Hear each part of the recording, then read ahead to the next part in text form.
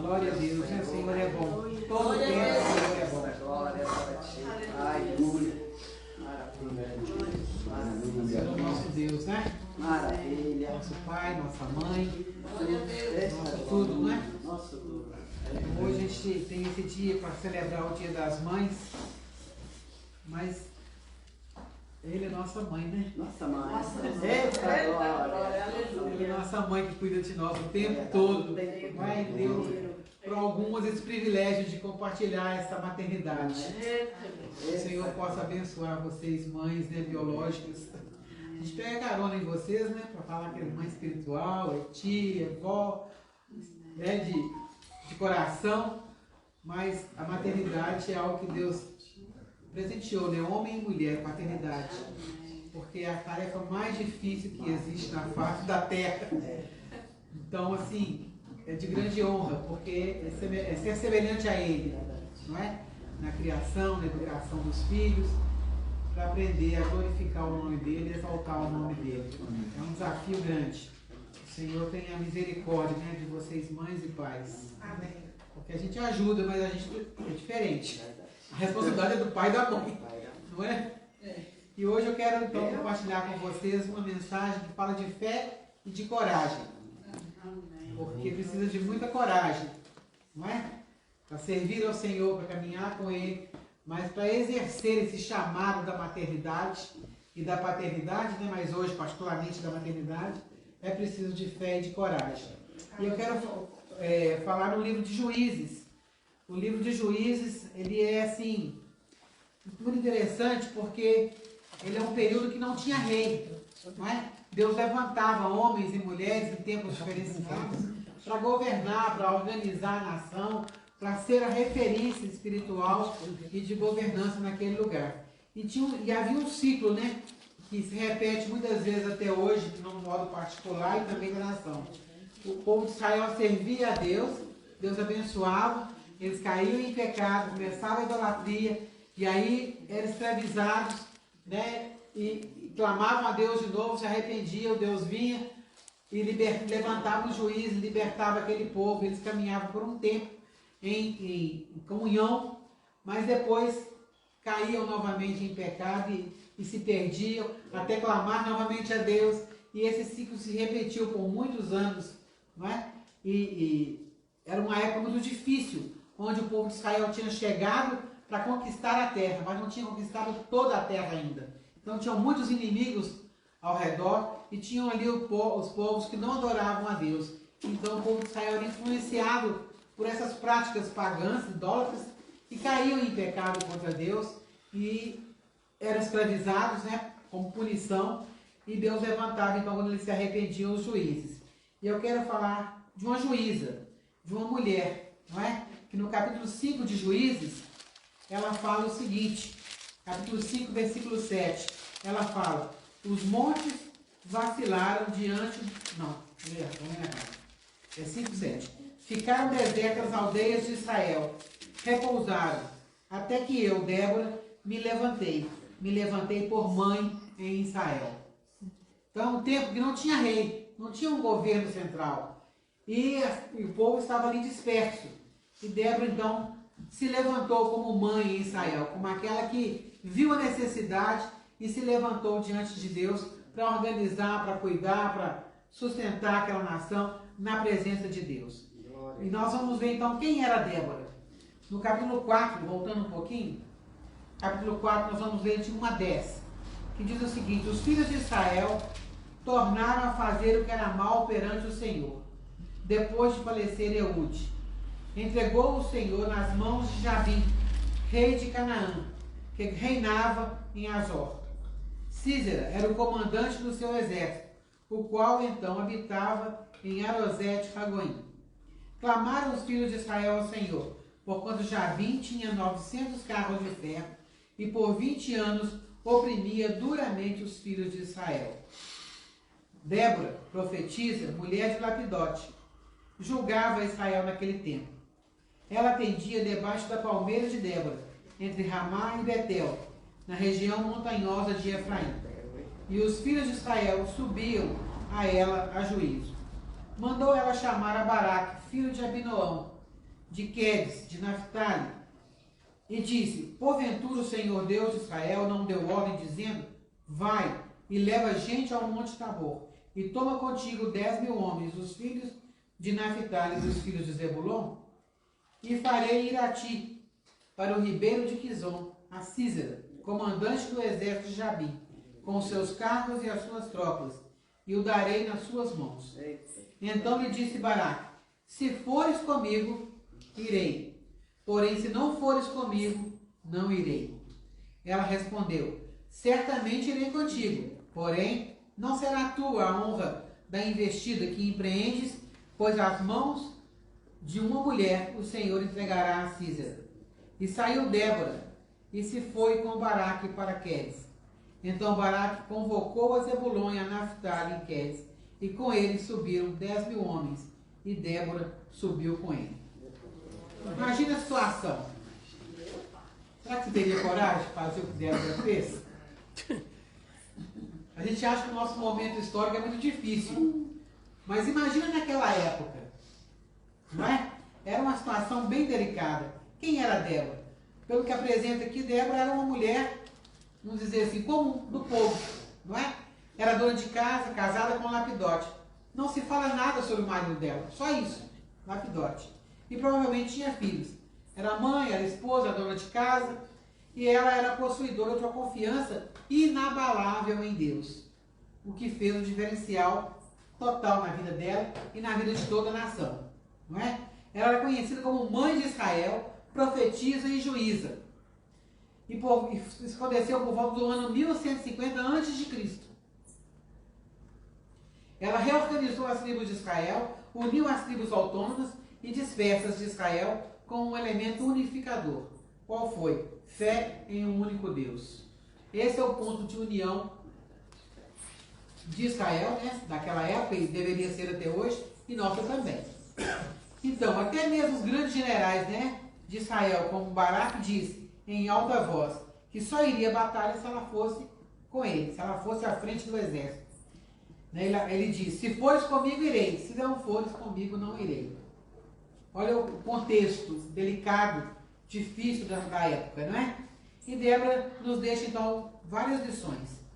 E ela nos dá a lição de que o poder, mesmo com o poder nas mãos, nunca usou de orgulho, nunca usou de altivez, de presunção, e o que agradou a Deus e também ao seu povo. Ela manteve a doçura de palavras firmes. Meu coração se inclina para os comandantes de Israel, que voluntariamente se oferecem entre o povo. A juíza Débora foi capaz de harmonizar sua vida pessoal, de mãe, de esposa, de dona de casa, com a sua vida ministerial, e jamais permitiu que a emancipação e a liberdade destruíssem a sua família. Nem a sua doçura, nem a mansidão, nem a humildade.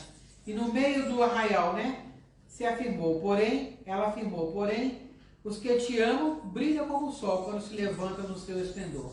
Então é o brilho de Deus na vida dela é que fez a diferença. Era uma mulher madura, séria, determinada, de conduta moral elevada e era corajosa. Em nenhum momento temeu estar à frente da batalha, à frente do exército com Baraque, que era o general. Débora era uma mulher de coragem.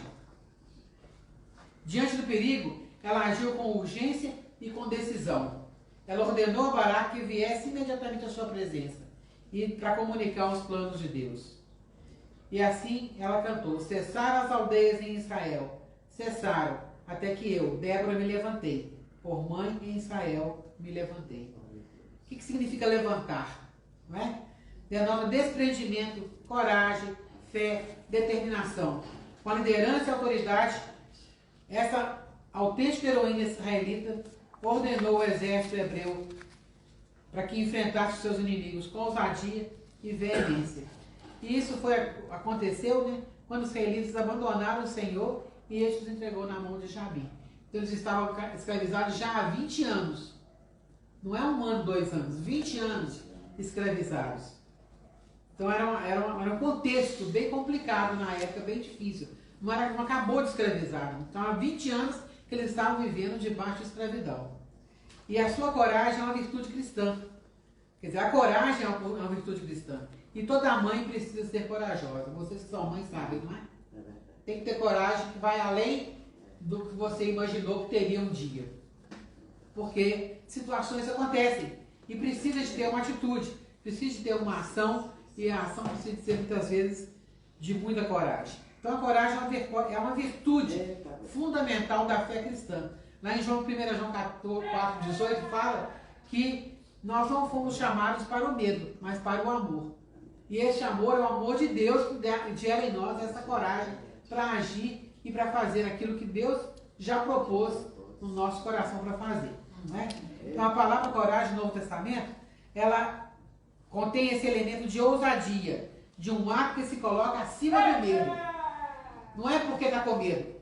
Está com medo, mas vai a si mesmo. Está com medo, mas vai resolver. Isso é coragem. Não é? Denota confiança e esperança em Deus. E mostra que é algo que vem do interior, do âmago do ser humano. Uma disposição para enfrentar oposições levantadas pelo inimigo. Porque esse inimigo ele pode ser material, físico, e ele pode ser espiritual. E muitas vezes os dois. Não é? Ao mesmo tempo. Então, ela teve a coragem de demonstrar confiança em Deus, em suas promessas, diante de tudo aquilo que era a vontade de Deus para aquele momento. Mesmo que vá contra a razão e a lógica, é preciso que essa confiança fale mais alto. Essa direção de Deus fale mais alto. Para que a vontade seja dirigida, então, pela coragem e não pelo contexto, não pelo medo.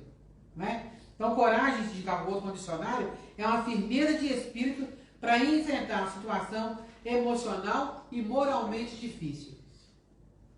Quer dizer, o contrário da coragem é a covardia. Eu vejo o que eu preciso fazer, sei o que tenho que fazer, mas não me disponho a fazer, não confio que vai dar certo e por aí vai. E gera muito problema. Não é? Então, na vida de Débora, nós vemos essa virtude bem demarcada, bem delineada. Era uma mulher de coragem. E no momento de fracasso espiritual, em que o povo estava há décadas, né, vivendo no pecado, misturando-se com a idolatria do povo que vivia naquela época, os vizinhos ali, né, Débora resolveu dedicar-se a Deus e viver em santidade. Ela não esperou o momento ficar propício. Ela não esperou o momento ficar bom para poder agora, então, vou viver diante de Deus, que agora está tudo calmo, tranquilo, sossegado. Não, foi no meio do conflito, foi no meio da escravidão da nação, foi no meio do tempo, foi num tempo que a mulher não era valorizada, não era ouvida. Isso não fez diferença para ela. A diferença é a fé que ela tinha em Deus e a coragem para perseverar. E a palavra coragem também vem do latim, né, que significa coração, né? Servir ao Senhor de coração. Servir ao Senhor com aquilo que vai mais íntimo em cada um de nós. Isso é para homem e para mulher também, claro. Não é? Precisamos ter coragem para servir ao Senhor, para nos posicionar diante do contexto que temos vivido. Servimos a Deus em meio a uma geração perversa e corrompida. Devemos refletir a glória do Senhor, sermos testemunhas de Cristo, andando contra o curso deste mundo. Para isso é preciso de coragem e é preciso de fé. Com Débora aprendemos a dar prioridade às coisas de Deus. Era uma mulher profetisa, tinha no primeiro plano o seu relacionamento com Deus, mas não deixava de assumir sua condição de mulher, de esposa, de mãe, não é? Ela não negou a sua feminilidade, nem a sua condição de esposa, apesar de ser profetisa e juíza em Israel, embora soubesse que havia sido levantada por mãe em Israel. É interessante esses pontos sobre Débora, porque hoje nós temos esse movimento feminista que tem acabado com as mulheres e com os homens também. Não é? Tem destruído as famílias. E muitas mulheres começam a trabalhar fora e a família é destruída. Né? Começa a se envolver com várias situações que não são da vontade de Deus. E os homens ficaram meio perdidos, não sabem o que fazer num contexto desse. Mas a gente vê que na Bíblia não existe nem o machismo e nem o feminismo. Isso não é de Deus, nem machismo nem feminismo. Existe homem e mulher, masculino e feminino. E cada um no seu papel, no seu chamado, para cumprir um propósito, que é o propósito maior de servir e glorificar o nosso Deus. Então a gente precisa lembrar disso, que embora Débora se levantou ali como juíza, Deus a levantou, né, como juíza, no contexto daquele, Isso não significa que ela ia passar por cima de todo mundo e ia ser a poderosa da época. Não é? Porque se fosse hoje, era isso que ia acontecer. Não é? Mas ela permaneceu, não só fiel a Deus, mas fiel ao papel dela como mulher também. Então ela não negou a sua feminilidade. Ela continuou vivendo ali a sua vida de mãe, de esposa, de profeta, né, que foi levantada por Deus. E outra coisa, ela nos ensina muito sobre a imparcialidade. Ela não foi parcial, ela não fazia acepção de pessoas. Ela convocou Baraque, ele mandou libertar o povo, mas diante da frouxidão dele, né, do medo que ele teve de ir, ela poderia assumir essa glória para ela, não é? Ela poderia assumir a honra e a glória para ela como uma mulher que libertou Israel. Quando ela fala para Baraque que a honra da vitória não seria dele, mas não era dela que ela estava falando. Foi outra mulher que matou o general do exército que oprimia o povo de Israel. A questão é que muitos, se fosse hoje, a mulher assumiria toda a glória para ela mesma, não é? E no seu cântico ela teve um discernimento espiritual. Ela não louvou o Senhor por causa da vitória obtida, mas porque o povo havia se oferecido voluntariamente, com disposição firme de servir a Deus. Então a motivação não era a guerra, a motivação é voltar a servir a Deus, a motivação é caminhar com o Senhor. E enquanto o povo pôde fazer isso, ela percebeu essa diferença, ela teve sensibilidade para isso, né? E com ela também aprendemos a lição do companheirismo, do amor fraternal. Ela não precisava ir com Baraque, não precisava. Ela poderia ter ficado embaixo da palmeira, derramar em Betel, porque ir para a guerra não era tarefa dela. Mas com o pedido dele, ela sentiu amor fraternal e fez companhia para o exército. E aí o exército teve essa vitória. Então é um movimento muito mais profundo do que simplesmente ir à guerra, do que simplesmente assumir certos papéis, certas responsabilidades. Ela sabia quem ela era, quem tinha chamado e a glória de quem que era. A glória, na verdade, era de Deus. Não é? Então a palavra de Deus habita em corações corajosos. Coragem e fé se complementam. Precisam andar junto. Quem não crê não é capaz de ter coragem. Porque ele vai basear em que o seu movimento, a sua ação.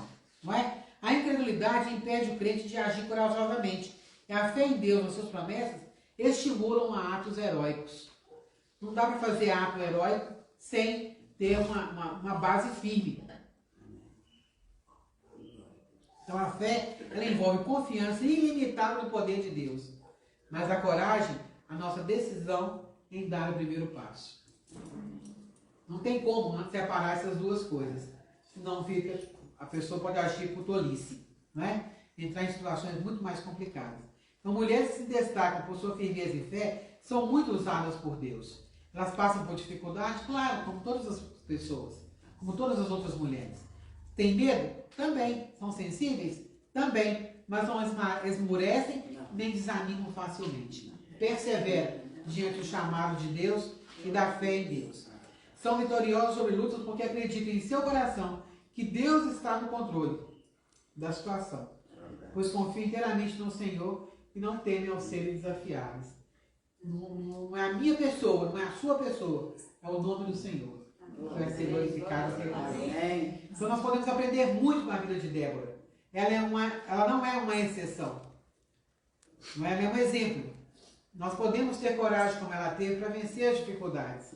Porque o mesmo Deus que a direcionava e lhe dava ousadia e sabedoria é o mesmo Deus de hoje e continuará sendo eternamente. O Deus dos exércitos que peleja por aqueles que o buscam. A questão é que se nós estamos dispostos a buscar de verdade, a confiar de verdade, porque é muita pressão externa, é muita coisa que vem de fora para minar a nossa fé, para minar a nossa caminhada.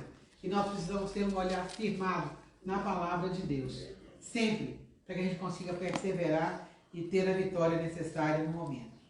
E o Senhor dos Exércitos, ele peleja por aqueles que o buscam, por aqueles que confiam nele.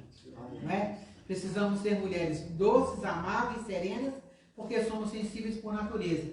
Mas podemos também ter firmeza, garra, fé, determinação e ousadia, tudo no seu momento certo, sem perder o foco, o qual é de estarmos atentos à direção do Espírito Santo, a direção que Deus nos dá em tudo na vida, em sua palavra.